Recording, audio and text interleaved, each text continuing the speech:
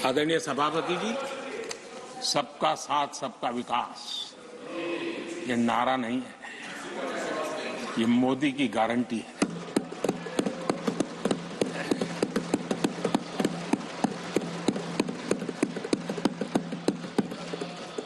और जब इतने सारे काम करते हैं, मुझे किसी ने एक कविता लिख करके भेजी थी। कविता तो बड़ी लंबी है, तो उसमें एक वाक्य है, मोदी की गारंटी का दौर है। मोदी की गारंटी का दौर है। नए भारत की भोर, नए भारत की भोर, आउट ऑफ वारंटी चल रही दुकानें, आउट ऑफ वारंटी चल रही दुकानें, खोजे अपनी ठोर।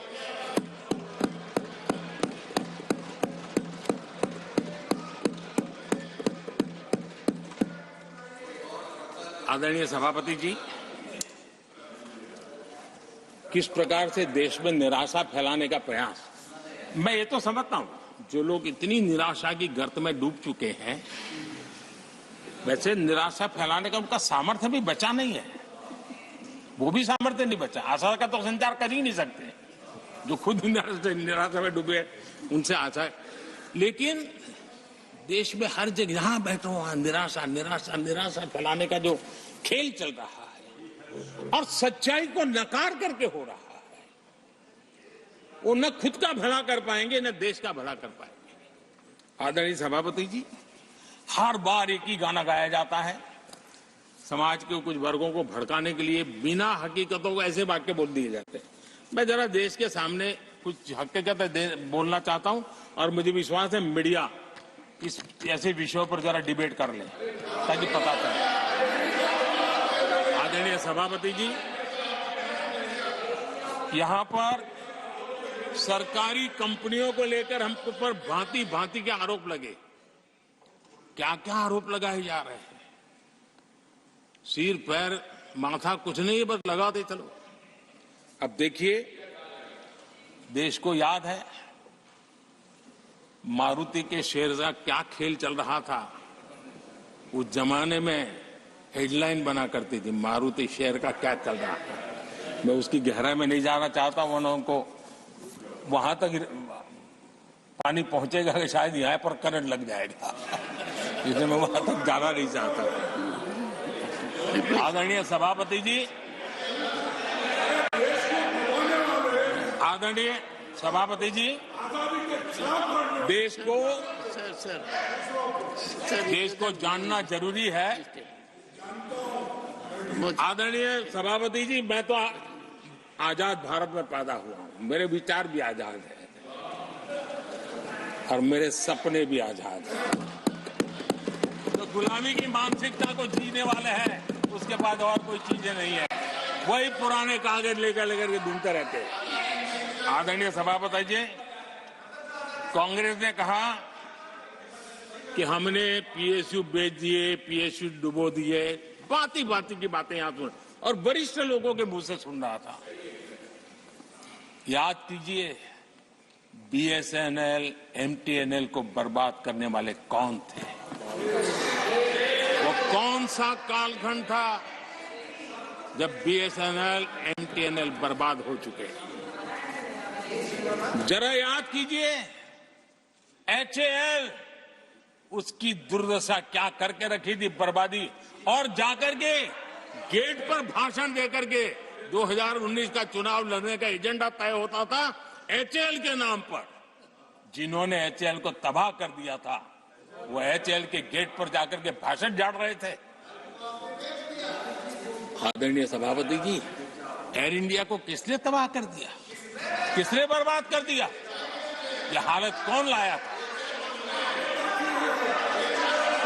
कांग्रेस पार्टी और यूपीए, ये 10 साल की उनकी बर्बादी से मुंह नहीं मोड़ सकते। देश भली भांति जानता है। और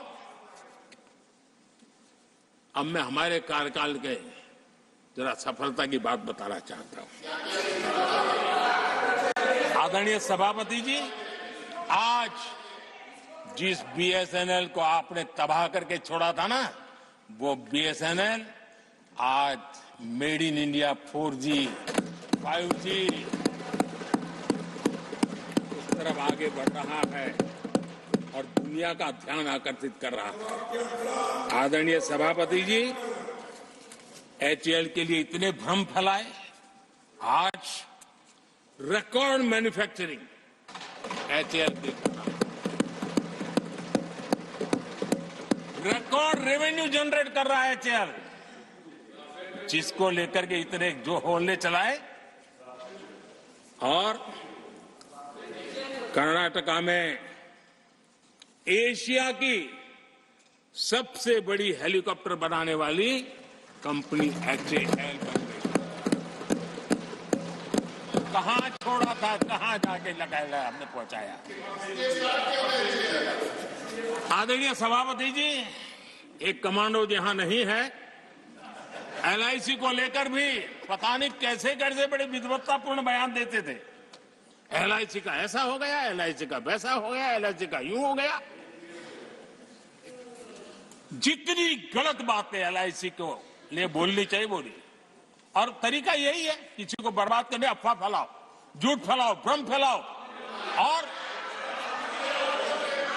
और टेक्निक वही है, गांवों में किसी का बड़ा बंगलो हो, लेने का मन करता हो, लेकिन हाथ ना लगता हो तो फिर हवा फैला देते हैं, ये भूतिया बंगला है। यहां जो जाता है ऐसी हवा फैला देते, कोई लेता नहीं, फिर खोजा करके लपक लेते। एलआईसी क्या चलाया। आदरणीय सभापति जी, मैं सीना तान करके सुनाना चाहता हूं, आंखें ऊंची करके सुनाना चाहता हूं। आज एलआईसी के शेयर रिकॉर्ड स्तर पर ट्रेड हो रहे हैं। जो